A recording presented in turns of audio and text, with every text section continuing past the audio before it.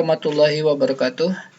Pada pertemuan kali ini kita coba membahas tentang distribusi frekuensi. Baik, kita lanjut saja. Arti distribusi frekuensi. Nah, distribusi frekuensi itu dapat diberi batasan sebagai pembagian data menurut besarnya nilai dan besarnya observasi. Jadi data nanti dibagi beberapa bagian ya menurut besar nilai dan banyaknya observasi. Nah, distribusi frekuensi disajikan dalam bentuk tabel. Ya. Jadi nanti datanya dalam bentuk tabel atau lebih dikenal kita datanya nanti dalam bentuk kelompok. Penyajian distribusi frekuensi dapat pula dalam bentuk grafik ya, yang disebut dengan histogram atau poligon. Nah, kita lanjut saja ke jenis distribusi frekuensi. Jadi ada dua jenis distribusi frekuensi ya. Jadi ada distribusi frekuensi kategoris dan ada distribusi frekuensi numerik.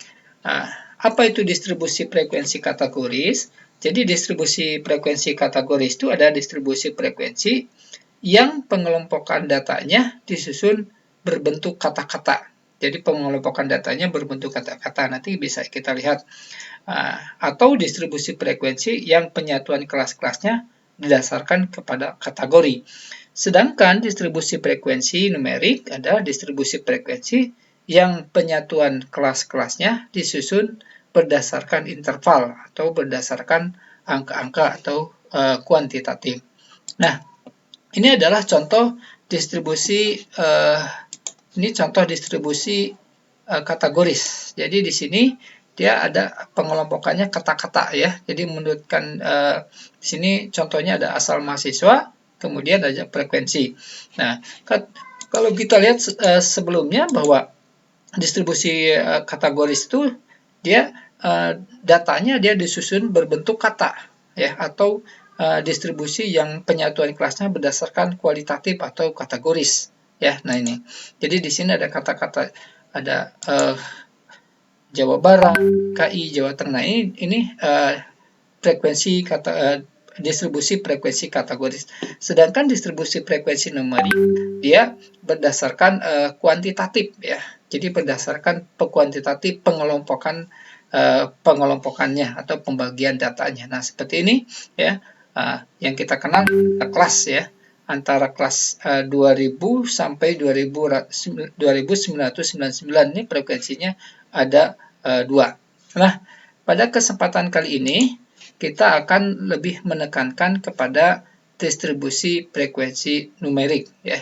Nah, karena ini yang memang agak susah ya, agak kesulitan di dalam membuat distribusi frekuensi numerik. Sementara kalau distribusi frekuensi kategoris, nah itu lebih mudah dalam menyusunnya. Ada beberapa istilah ya, yang nanti diketemukan di dalam menyusun distribusi frekuensi numerik. Ya, satu ada istilah kelompok atau kelas ya. Jadi tiap bagian data itu disebut kelas. Ya. Jadi kalau kita lihat dari contoh yang atas, nah ini namanya kelompok, ini namanya kelompok atau kelas ya. Jadi ini kelas 1, ini kelas 2, kelas 3 ya, kelas 4 dan seterusnya. Sementara ini adalah frekuensi. Ya, jadi di kelas 1 yang nilainya antara 2000 sampai 2999, nah itu frekuensinya ada dua atau datanya ada dua. Apakah itu di angka 2001 atau 2030? Nah, itu kita tidak tahu ya. Nah, yang pasti bahwa di antara 2000 sampai 2999 itu ada dua frekuensinya. Kemudian ada yang namanya frekuensi ya. Frekuensi itu apa? Banyaknya observasi tiap kelas. Jadi banyaknya observasi tiap kelas, nah itu disebut dengan frekuensi. Nah, mana frekuensinya? Kalau di contoh ini yang disebut dengan frekuensi. Jadi banyaknya observasi di kelas pertama itu ada 2, banyaknya observasi di kelas kedua itu ada 5 dan seterusnya. Selanjutnya ada istilah lower limit ya. Lower itu batas, limit itu bawah, lower itu bawah, limit itu batas, jadi batas bawah. Ada upper limit, kemudian ada lower boundaries, upper boundaries, class mark atau midpoint, dan class interval. Jadi istilah-istilah ini kebanyakan dia pada distribusi frekuensi numerik. Kita lihat. Nah, ini yang 2000 ini disebut dengan lower limit ya. Ini disebut lower limit. Nah, ini adalah nilai lower limit dari masing-masing kelas. Sementara yang ini ada upper limit dari masing-masing kelas ya. Ini upper limit dari masing-masing kelas. Nah, kemudian nanti ada istilah lower boundaries ya. Lower boundaries tepi atau ujung. Nah, mungkin untuk mencari ujung itu adalah upper limit ya, upper limit ya, atau lower limit ya. Untuk mencari ujung itu adalah lower limit dikurangi 0,5. Nah, itu disebut dengan lower boundaries. Nah, sehingga kalau tadi di sini kalau kita lihat ini lower limitnya adalah 2000, maka upper lower boundariesnya adalah 2000 dikurangi 0,5. Jadi 1999. Nah, nanti 0,5 itu dari mana? 0,5 itu dari lower limit kelas kedua dikurangi upper limit kelas pertama, itu dibagi 2 ya, dibagi 2. Nah, sehingga di sana nilainya adalah 0,5. Jadi 3000 ya. 3000 sorry di sini ya. 3000 dikurangi 0 dikurangi 0, dikurangi 2999 dibagi 2. Itu 1 dibagi 2 jadi 0,5. Nah, itu untuk mencari lower boundaries. Jadi lower boundaries itu biasanya adalah upper limit ya dikurangi 0,5. Sementara untuk mencari upper boundaries itu adalah upper limit ditambah 0,5. Sementara midpoint nilai tengah ya. Nilai tengah dari tiap kelas. Nah, ini nilai tengah dari tiap kelas. Ini nilai tengahnya berapa ya. Nah, bisa kita hitung ya, itu di modul nanti bisa, atau di bawah nanti dijelaskan dari mana untuk mencari nilai titik tengah. Kemudian ada class mark atau class interval, adalah jarak interval. Nah, ini adalah teknik pembuatan distribusi frekuensi, terutama untuk membuat distribusi frekuensi numerik. Ya, jadi di sini kita akan mengkhususkan membahas tentang bagaimana pembuatan distribusi frekuensi numerik. Nah, ada 7 langkah ya, ada 7 langkah yang bisa digunakan untuk mencari ya, atau untuk membuat distribusi frekuensi numerik. Yang pertama adalah mengurutkan data. Yang kedua, menghitung jarak atau rentang ya, data tertinggi dikurangi data terendah. Yang ketiga adalah menghitung jumlah kelas dengan menggunakan rumus Stargess 1 ditambah 3,3 log n ya. Menghitung panjang kelas, yaitu nomor 2, langkah kedua dibagi langkah ketiga ya, langkah ketiga. Kemudian menentukan batas data terendah ya. Kemudian membuat tabel sementara ya, dan membuat tabel distribusi frekuensinya. Nah, kita langsung ke contoh ya, supaya lebih mudah memahaminya. Di sini saya punya 70 peserta. Nah, kalau data disajikan seperti ini namanya data tunggal ya. Jadi kalau ada 70 peserta mengikuti ujian dan nilainya seperti ini ya, ini bentuk data tunggal 90, 80, 66. Nah, ini namanya bentuk data tunggal. Nah, bagaimana kalau kalian mencari nilai rata-ratanya ya, tinggal dijumlahkan. Nah, itu ketika kita mencari nilai rata-rata, mencari modus, mencari apa lagi, mencari kuartil ya, mencari simpangan baku dengan data yang banyak seperti ini, kita akan mengalami kesulitan.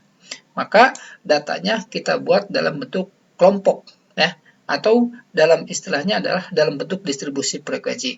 Jadi data yang disajikan dalam bentuk distribusi frekuensi, nah data yang disajikan seperti ini namanya data kelompok. Jadi kalau data yang sudah disajikan dalam bentuk seperti ini adalah data kelompok. Sementara data yang seperti ini adalah data tunggal. Nah, ini data tunggal namanya. Ya, data yang disajikan dalam bentuk data tunggal. Nah, bagaimana data tunggal ini kita buat dalam bentuk distribusi frekuensi atau istilah lain dalam bentuk data kelompok. Oke, kita coba. Yang pertama, langkah pertama tadi dikatakan kita harus mengurutkan datanya. Jadi datanya diurutkan, ya, mulai dari yang terkecil, ya, sampai yang ke terbesar. Kebetulan yang terkecilnya 60, yang terbesarnya adalah 94. Ya, jadi 94. Ya. Nah, yang langkah berikutnya, yang kedua adalah menghitung selisih antara yang tertinggi dengan terendah. Tadi tertingginya 94, terendahnya 60. Jadi 94 dikurangi 60. Nah, maka nilainya adalah 34. Itu R-nya, disebut dengan rentangan atau rentang atau jaraknya. Selanjutnya, pakai menghitung menghitung jumlah kelas dengan menggunakan rumus Stargess. 1 ditambah 3,3 log N. Karena banyaknya data adalah 70, maka N-nya itu diganti dengan 70. Ya, 1 ditambah 3,3 dikali log 70. Log 70 itu di 1,845. Nah, ini bisa digunakan kalkulator. Jadi di kalkulator tinggal tulis log 70, maka akan muncul 1,845. Nah, 1,845 ini dikalikan 3,3, maka hasilnya adalah 6,0885. Kita tambah dengan 1, maka hasilnya adalah 7,885. Maka 7,885 itu kita bulatkan menjadi 7, atau nilai hampirannya adalah 7. Sehingga jumlah kelasnya ada 7 kelas, ya. Jumlah kelasnya ada 7 kelas. Selanjutnya, langkah yang keempat adalah menghitung panjang kelas. Jadi tadi, ya, dari rentang, ya, rentangnya adalah 34, dibagi banyaknya kelas adalah 7, maka jatuhnya di angka 4,8. Kalau dibulatkan itu jadi 5. Ya, jadi 5. Jadi banyaknya kelas adalah 7, panjang tiap kelas adalah 5. Ya, panjang kelas tiap kelas 5. Nah, ini hanya sebenarnya ini sebagai acuan. Nanti, Pak, bagaimana kalau misalkan dibulatkannya ke 4? Ya bisa saja, ya. Nah, tapi kita ikuti aja pembulatannya seperti ini. Ini 5. Ya, oke. Nah, selanjutnya menentukan batas terendah dari ujung kelas pertama, ya. Nah, kita lihat batas terendahnya tadi adalah nilai terendahnya tadi di angka 60, ya. Nah, 60 ditambah 5. Kenapa ditambah 5? Karena panjang kelasnya adalah 5. Ya, karena di sini 60. 60 itu adalah nilai, tadi saya lihat dulu, 60 itu dari sini. Dari nilai terkecil, dari sini, ya. 60 dari sini nilai terkecil, kita ambil 60. Kemudian, ya, 60 ini kemudian kita tambah 5. Karena di sini panjang kelasnya 5. Jadi 60 tambah 5, 65 dikurangi 1, berarti 64. Ya. Selanjutnya 64, di sini 69, di sini 74, 79, 84, ini harusnya 90, ya. Ini bukan 70, ini 90. Jadi di sini 90, maka yang ini adalah 89. Ya, ini 89. Nah, ini adalah batas data atau yang disebut dengan ini nanti yang ini adalah yang bawah-bawah ini adalah nanti calon dari lower limit gitu, ya. Ini 64, 69, 74, 79, 84, 89, 94. Nah, ini adalah lower limit. Ini lower limit kelas ke-1, lower limit kelas ke-2, lower limit kelas ke-3, lower limit kelas ke-4, kelas ke-5, kelas ke-6, kelas ke-7. Ini kelasnya ada 7. Karena di sini tadi banyaknya kelas 7 pakai rumus Stargess. 1 ditambah 3,3 log 70. Maka dulu ada 7 tadi. Maka panjang kelasnya ada 7. Maka lower limitnya ada 7. Nah, ini ada 64-nya lower limit. Lower limit itu apa? Batas bawah. ya, batas bawah. Nah, selanjutnya kita coba ya. Nah, setelah kita menentukan tadi batas bawahnya ya, atau sorry ya, tadi batas terendahnya ya. Nah, ini menjadi sorry ya, ini menjadi lower, ini menjadi batas data ya. Sorry, ini ada yang menjadi lower limit nanti. Ini ada yang menjadi lower limit atau menjadi upper limit ya. Ya, jadi upper limit ya. Upper limit ya, sorry, maaf. Ini menjadi upper limit ya. Upper limit. Nah, itu ya. Selanjutnya kita buat calon ininya. Tadi batas bawahnya itu dan nilai terkecil 60 ya. Karena panjang kelasnya itu adalah 5, berarti 60, 64, 60, 61, 62, 63, 64, 64. Ya, ini frekuensinya 2. Dari mana frekuensinya 2? Karena yang nilai antara 60 sampai 64 itu ya, antara 60 sampai 64 itu ada 2. Nah, ini yaitu 60 dan ya 60 dan 63 ya, ada 2, maka kesininya ya, kesininya adalah 2 ya. 65 sampai 69 berarti ada 6. Nah, 1 2 3 4 5 6 ya, jadi ada 6 ya, dan seterusnya seperti itu ya. Ini namanya distribusi frekuensi nilai ya, atau distribusi frekuensi numerik. Nah, perlu diperhatikan ya, di sini batasnya 94, di sini juga 94. Nah, seandainya terjadi nanti Pak di sini kok lebih misalkannya, ini dari 90 sampai 95 misalkan, itu nggak masalah. Atau di sini mulainya dari 59, ini mulainya dari 59 sampai 63, itu boleh aja, nggak apa-apa. Yang paling penting adalah semua data yang ada di sini dia masuk ke dalam kelas gitu ya. Dia masuk ke dalam kelas. Jadi nggak masalah ya. Nggak masalah, Pak ini nggak pas Pak. Nilai yang tertingginya misalkan ya ini. Nilai yang tertingginya adalah 94. Tetapi di sini hasil perhitungannya tidak 94. Tetapi dia 95. Itu nggak apa-apa. Ya, nggak apa-apa, asalkan jangan di bawah 94 ya.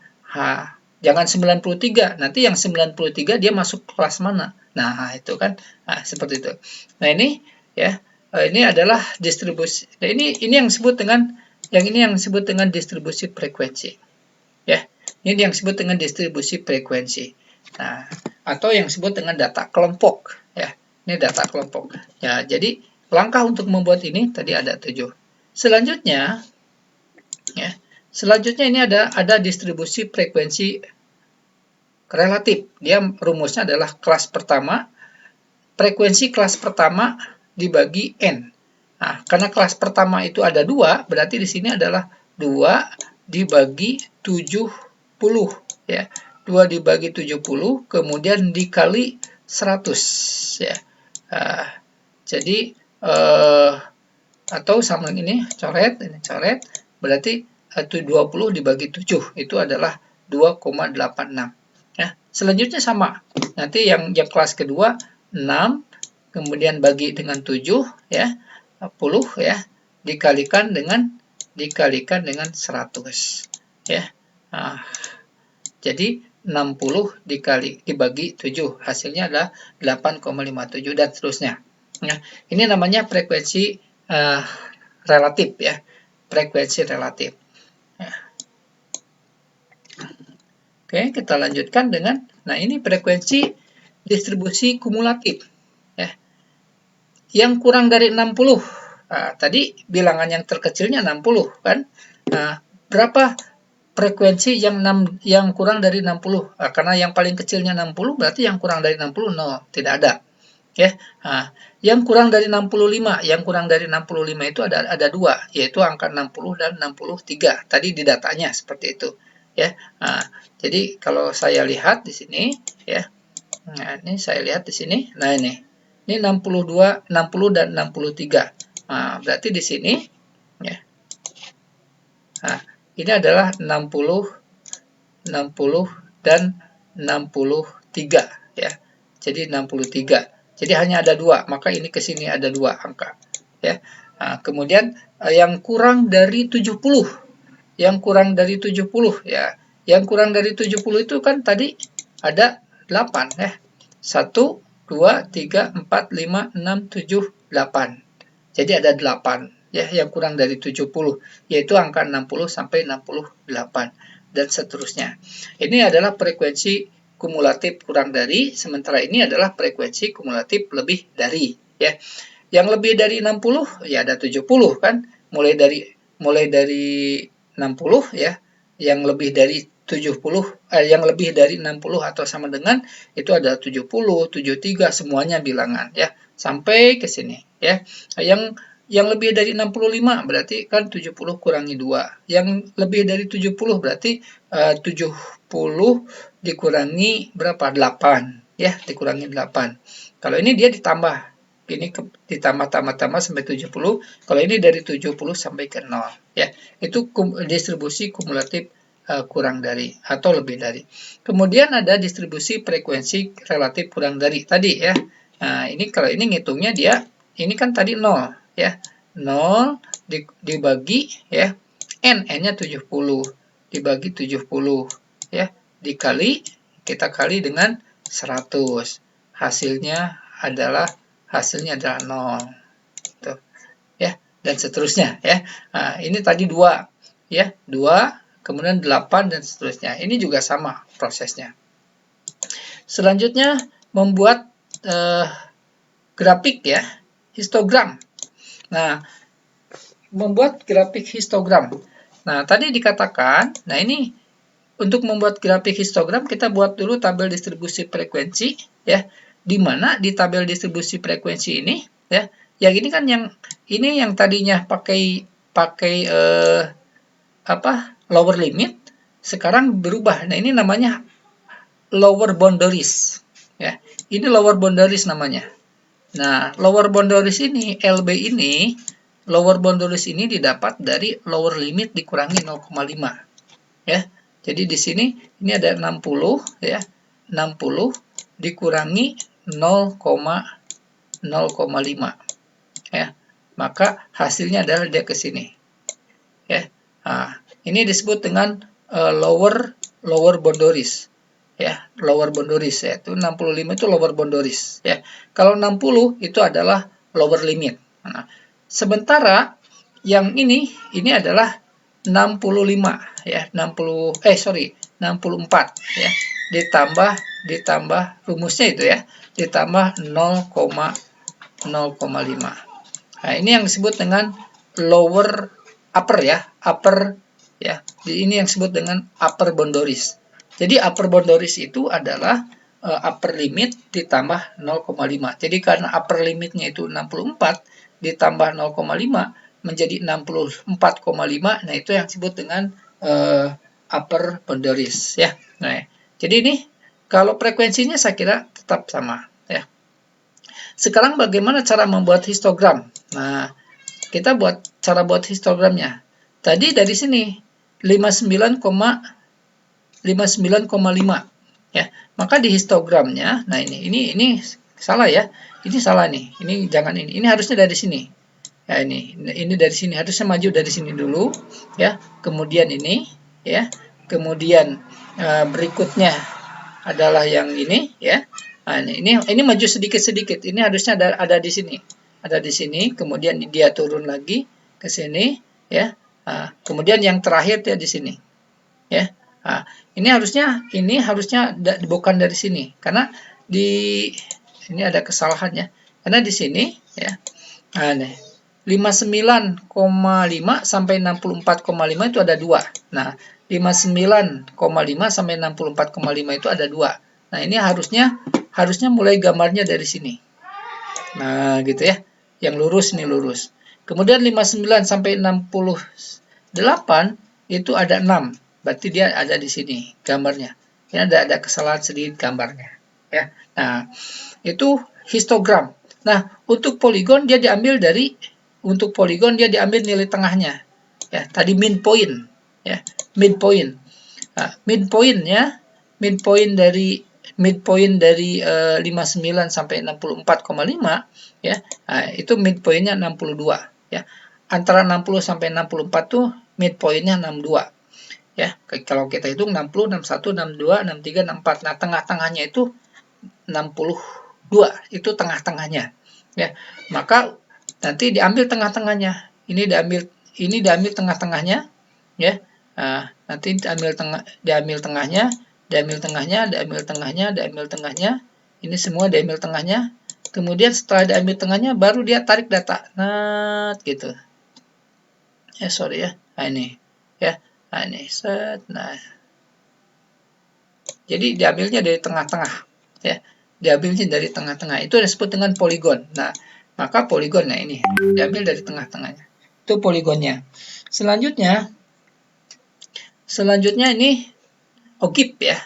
Ada ogib positif, ada ogib negatif. Nah, ogib ini dia diambil dari distribusi frekuensi kumulatif kurang dari, distribusi kumulatif lebih dari. Yang kurang dari 60 tadi ada 0. Nah, mulai dari sini. 0, ya yang kurang dari 60, 0, yang kurang dari 60, 0 ya. 0, terus 2, terus di sini ada 8, terus ini 10, dan terus maju sampai sini. Ya, nah ini distribusi kumulatif. Kalau ini dia kurang dari, kalau ini distribusi kumulatif lebih dari. Ya, nah ini lebih dari. Nah, saya kira itu ya untuk pertemuan kali ini. Nah, silakan untuk latihan nanti bisa dicoba ya. Ini bisa dicoba untuk latihannya. Itu saja. Terima kasih. Assalamualaikum warahmatullahi wabarakatuh.